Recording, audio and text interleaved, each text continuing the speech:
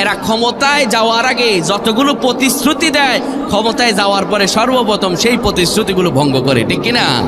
Number one, দেখবেন এরা ক্ষমতায় যাওয়ার আগে আমাদের দেশের কর্ণধারেরা মাথায় টুপি লাগায়, কিন্তু এই বাটপারেরা ক্ষমতায় যাওয়ার পরে এই টুপির বিরুদ্ধে, এই কোরআনের বিরুদ্ধে আইন পাশ করে বেরোয়, ঠিক কিনা?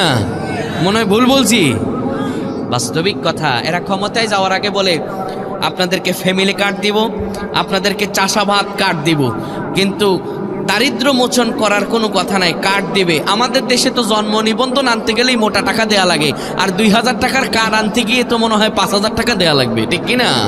এই কার্ড দিয়ে দারিদ্র বিমোচন করা কখনো সম্ভব নয়, ফ্যামিলি কার্ড দিয়ে কখনো দারিদ্র বিমোচন করা সম্ভব নয়। এইরকম প্রতিশ্রুতি আগেও দিয়েছিল। কুমিল্লার টাউন হল থেকে শুরু করে সারা বাংলাদেশে বিগত স্বৈরাচার বলেছিল আপনারা আমারে ক্ষমতায় নেন, ক্ষমতায় যাওয়ার পরে এই বাংলাদেশকে ক্ষুধামুক্ত বাংলাদেশ গড়ে তুলব। কিন্তু এরাই ক্ষমতায় যাওয়ার পরে দীর্ঘ 17টা বছর থাকার পরও এদের ক্ষুধা শেষ হয় না, ঠিক কিনা? এরাই ক্ষমতায় যাওয়ার পরে রাস্তাঘাটে রডের বদলে বাস ঢুকে জনগণের টাকাগুলো আত্মসাৎ করে বেড়ায়। এদের কাছে বিচার চাইতে গেলে এরা তখন দুর্নীতি করা শুরু করে।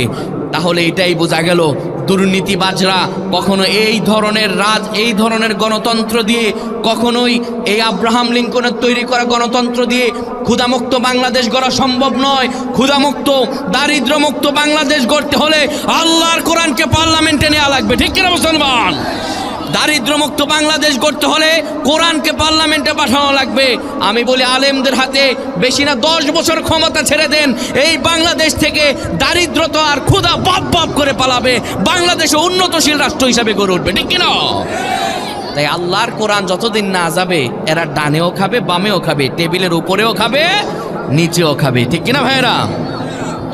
মাসে কামায় 1 লাখ টাকা, কিন্তু দেখা যায় ঘরের ভিতরে বউ অসুস্থ, নিজে অসুস্থ, বা মা অসুস্থ, মেডিকেলের বিল আসে মাসে 80,000 কয় হাজার। আবার ওর বউ মেকআপ করে, মেকআপ ছাড়া চলতে পারে না। ছেলে পেলেগুলোকেও বড় বড় স্কুলে পড়ায়, ওইখানে খরচ হয়েছে 20,000 কয় হাজার। এখন সংসার তো চালানো লাগবে, ভাত ছাড়া তো মাস যাবে না। আরেক জায়গা থেকে ঋণ করছে 20,000 কয় হাজার। এখন ভালো করে বুঝে থাকলে বলবেন ওর মাসিক আয় কয় টাকা? কয় টাকা? মাসিক এই আয়ের টাকা তো সব শেষ, ইনকামের টাকা শেষ। এখন ইনকামের টাকা শেষ হয়ে ওর কি আর আয় আছে?